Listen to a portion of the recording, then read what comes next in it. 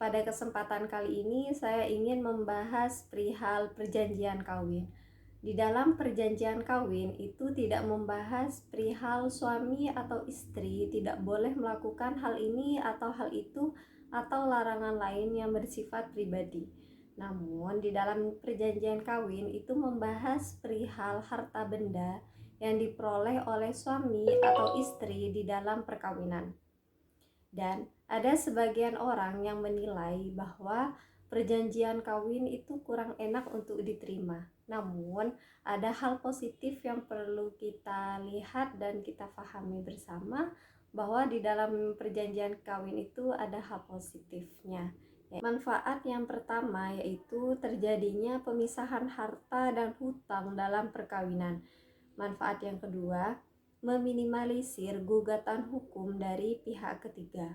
Contohnya, jika suami atau istri melakukan kerjasama dengan pihak lain, maka pasangannya tidak akan menanggung risiko dari kerjasama tersebut. Manfaat yang ketiga yaitu tidak adanya pembagian harta gonogini.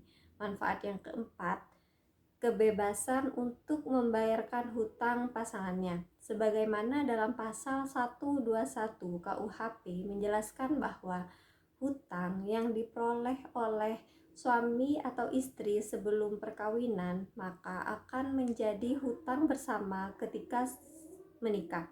Sebagaimana yang telah saya paparkan di atas mengenai manfaat perjanjian kawin, itu kita bisa jadikan parameter pada saat apa atau kondisi apa kita harus melakukan perjanjian kawin. Baik, selanjutnya saya akan membahas perihal apa itu perjanjian kawin dan bagaimana prosedur dalam melakukan perjanjian kawin. Perjanjian kawin diatur dalam pasal 29 ayat 1 Undang-Undang Nomor 1 Tahun 1974 tentang perkawinan.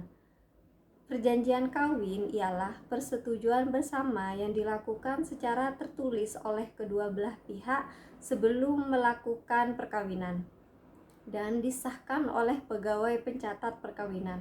Isi perjanjian kawin dapat melibatkan pihak ketiga bila mana isinya juga berlaku untuk pihak ketiga.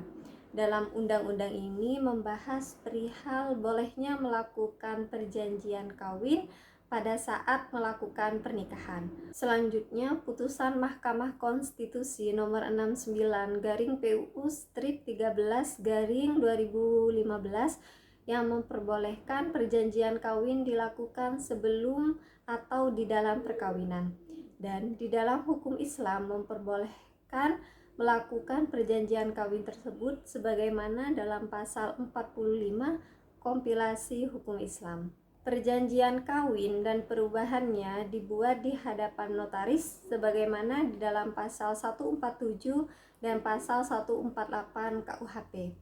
Perjanjian kawin mulai berlaku bagi suami atau istri sejak dilangsungkan perkawinan atau ketika suami atau istri tersebut membuat akta perjanjian perkawinan di hadapan notaris.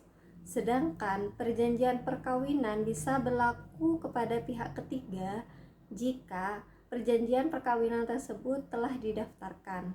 Pendaftaran perjanjian perkawinan bagi pemohon yang beragama Islam mendaftarkan perjanjian perkawinannya di kantor urusan agama setempat, di mana nantinya pada kolom status catatan perkawinan nanti akan termuat akta perjanjian perkawinan yang telah dibuat di hadapan notaris. Dan untuk pemohon yang beragama selain Islam bisa mendaftarkan perjanjian perkawinannya di Dukcapil setempat. Hal ini dilakukan untuk memenuhi unsur publisitas atas perjanjian perkawinan tersebut dan agar perjanjian perkawinan tersebut bisa mengikat kepada pihak ketiga. Dan yang perlu kita perhatikan dalam pembuatan perjanjian perkawinan harus tidak termuat unsur-unsur sebagai berikut. Yang pertama, mengurangi hak suami. Yang kedua, menyimpang hak dan kewajiban dari kekuasaan sebagai orang tua. Yang ketiga, melepaskan haknya sebagai ahli waris. Yang keempat, menetapkan salah satu pihak menanggung bagian hutang lebih banyak daripada bagiannya dalam keuntungan. Selanjutnya membahas perihal macam-macam perjanjian perkawinan. Perjanjian perkawinan ada 5 macam. Yang pertama, perjanjian kawin di luar persekutuan harta benda. Yang kedua, perjanjian kawin persekutuan hasil dan pendapatan. Yang ketiga, perjanjian kawin persekutuan hutang dan rugi. Yang keempat, perjanjian kawin di luar persekutuan dengan syarat. Yang kelima, perjanjian kawin yang diperjanjikan. Demikian pembahasan kali ini, semoga bermanfaat. Sampai jumpa.